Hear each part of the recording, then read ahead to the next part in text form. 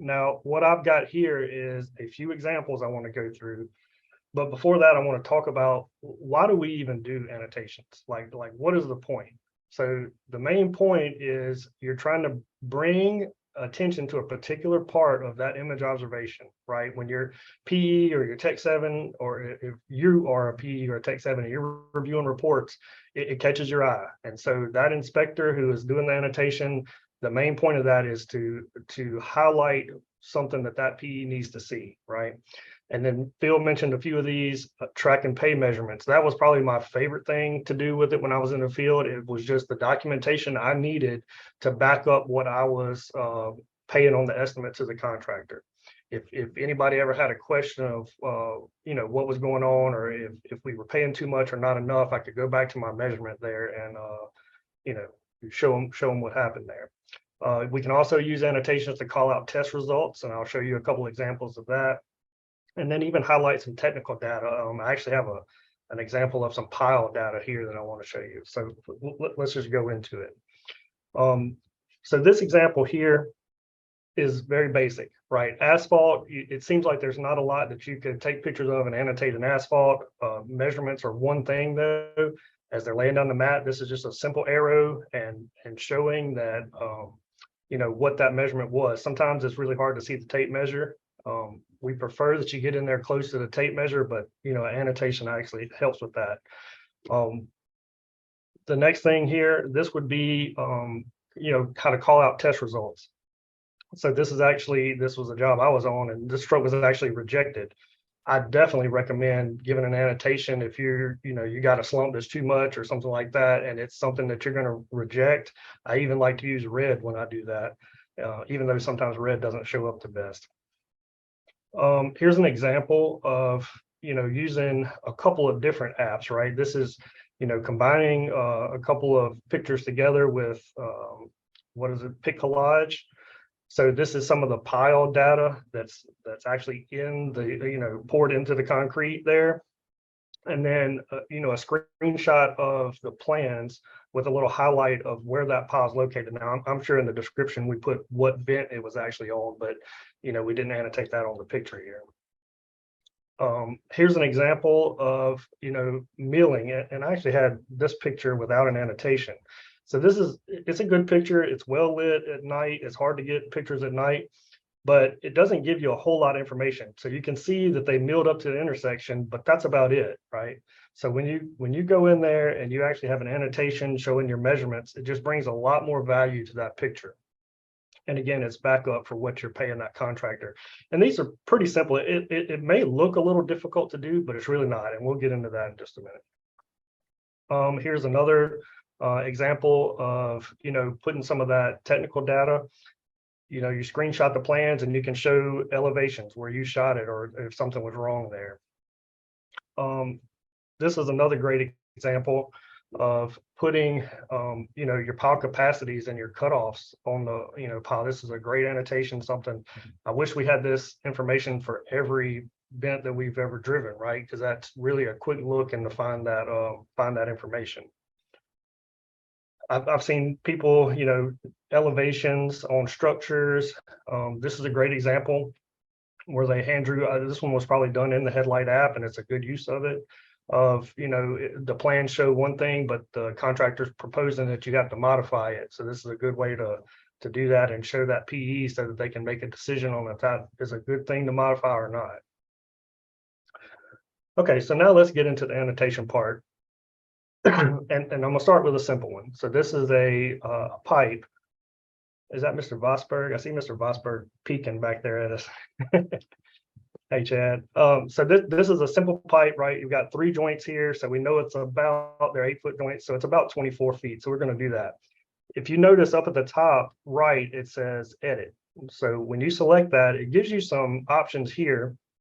And sometimes these are really great options to start with before you actually start editing and annotating the picture. So you can crop the picture, right? So sometimes you might want to crop out something like this contractor standing in the back. I put an emoji over his face so we don't know who that is, but you could crop that out there. When you go back, I'm sorry, edit. See this little where it says auto and it has like a little wand there? if you tap that and raise this slider up and down, it can brighten or darken the picture. And sometimes that's great because you might get a sun flare. Actually, I think one of the pictures I have on here to annotate does have a sun flare in it, and you can edit that out. So if you can go a little darker with it, it helps the annotation show up a little bit better. All right, so we're gonna do that, and I'm gonna click done here, and that would be editing the picture. Okay, it's not working. All right, there we go. So edit again, and now if you notice, next to the little eye, there's a marker there. So this is how you get to the annotation tools using the iOS native app. So when you tap the little markup, you'll see there are a few tools down at the bottom that you get. And I'll kind of briefly go through them. So this one is a pen. If you tap it, it gives you more options on changing the size, similar to the headlight one. Sometimes if you do a mark with the little one, it's really hard to see that, especially when it's red. So let me take those off. As you make that bigger, obviously that's better. And you'll notice that this slider makes it more like a highlighter or darkens the line, right? So something to be aware of. The next tool you have is a highlighter, basically the same thing, except for you're gonna, it's gonna not be as bright. This is a pencil. I don't find this to be very useful when you're annotating pictures for construction things. Next, we have the eraser. Obviously, you can just go in and erase some of your annotations. So if you go in here and make a line that you don't want, or you don't want part of it, the eraser obviously just erases the parts you don't want. I do want to point out something with the pen. This is something Apple added not too long ago that I found. So if you're drawing with your finger and you were to circle this pipe, right? It's okay, it looks good like that, but it's not a perfect circle or a perfect oval. And so sometimes you want that to be a little straighter. If you circle it, but then don't pick your finger up at the end, leave your finger touching it, it automatically changes that to a more straight circle or straight oval, I guess you would say. And it does the same thing with straight lines. So if you draw a squiggly line and then hold your finger there, it automatically makes it straight. This is a really great tool. This came along after I was in the field, and it's actually probably much better than what I was doing back then. So let me take these off here. And just a note, Les, it'll also do that, I think, with squares and triangles, any kind of basic shape. Actually, a star. Yeah, even a star. Look at that. That's so Yeah, cool. it does several different things. So, yep. Thanks for that, Mark. Appreciate that. Actually, let me go back and put the star in here. The next tool was always confusing to me. This is actually, Apple calls it the lasso. And what it is you can circle your observation and it puts a little, puts the little lines around it. And then you can move your annotation where you want it. That's all the lasso does. So you probably won't use that very often, but it's good to know what it is and why it's there. The next one is actually something that came along after I was in the field also, which really is great, and that is the ruler. And so obviously you can kind of set your angle here to match. And as you run your finger along that ruler, it makes the straight line for you. So this is great if you're trying to draw something out for measurements there. Let me hide the ruler. Obviously you have your colors, and then if you tap this multicolor, it gives you a color wheel of everything, full spectrum and even sliders. It's always best to pick a color that is contrasting to what's in the image, right? So if you have a really bright image, like we darkened this one, but if you have a really bright image, you're probably going to go with a darker color and vice versa. Next, we have the plus sign to the right. When you tap that, there are actually several more tools in here that allow for all kind of creative annotations. So you can tap the square and you can make this bigger to call out something. If you touch this little box with a circle and the square in it, it gives you different versions of that. So you can make it thicker and you can actually fill it in. This one is very important. I find I use this a lot in the field. So the important thing in this picture is the pipe, right? So I would drop a box that's colored in over here to the bottom left, and then you'll see here you have a text box just like the headlight app, and then you can drop your text on top of that box, and it gives you something to contrast the color with, so it's very easy to see it. So we'll take these off for now though. Sorry, let me Go through all the versions. Okay, so next, obviously there's circle, and probably the most common one that I used in the field is the arrow. Again, you have like 9 different options here. You can make it a double arrow that's thicker down to a skinny line or a thicker line. If you grab the blue dots, that's how you move it. And so for this pipe, I would probably do an annotation something similar to this. I would drag that along there, add a, say a square, fill that in, drop some text on top of that. That was 24 feet. Drag that text on top of the box. And then you see the little a and the big A there. It gives you a slider. You can make that text bigger. You could even change this. Usually this one is great.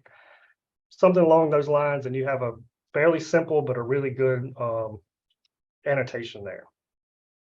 All right. Let's move on to one that's a little more advanced. Obviously, something like this, you could draw a few lines. I'll just do real quick. You could grab your pen, maybe do green, hold it down, drop your lines on here real quick. That one doesn't look very good. And then, drop a couple of measurements on there and you're good to go. If you're paying for this by the square yard anyway. Last thing I want to show you here is, what do you do when you come upon a curved, you have some curved forms.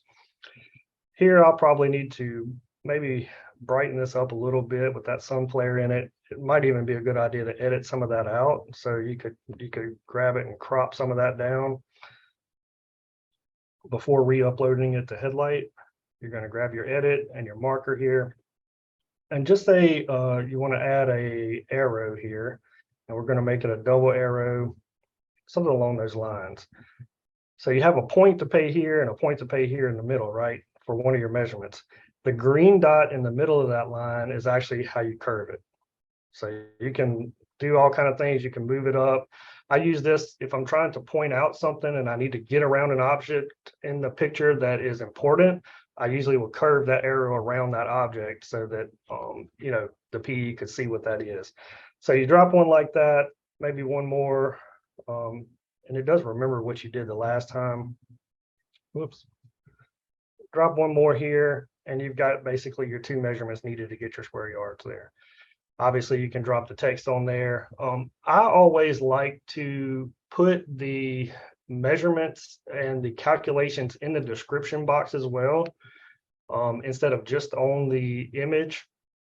And when I was in the field, one of the most important things I did, and I still am thankful I did it, is tagging it properly. So every annotation measurement I did when I was in the field, I tagged it measurements, and I can still go back to that project almost 5 years ago, and I can search the tag measurements and pull up every measurement that I paid for on that project, at least the part where I was using Headlight. And so that's still really great to this day when I'm trying to show somebody something. In fact, it was pretty easy for me to go in and find these images to show you guys. So one other thing I've seen done lately, and this was something I never did in the field, but say you're milling a project, right? There's not a whole lot of great images that you can upload for milling, right? You're just milling this lane, usually it's station to station this wide. There's a user in Baton Rouge here that started doing this, and I really liked it. So I want to show you guys real quick. You can go to your maps and just say, let's just pick up a piece of roadway here. I know this is concrete section here, but anyway, we'll just say that we're milling this. It's real easy to grab a screenshot, which gives you a bird eye view, right? Go in and edit this real quick, even with just a highlighter. And you could say, contractor approximately milled this section. So that's a really great way, because sometimes you just can't get the iPad at the right angle. If they mill a quarter mile, you're not going to get all that in a shot.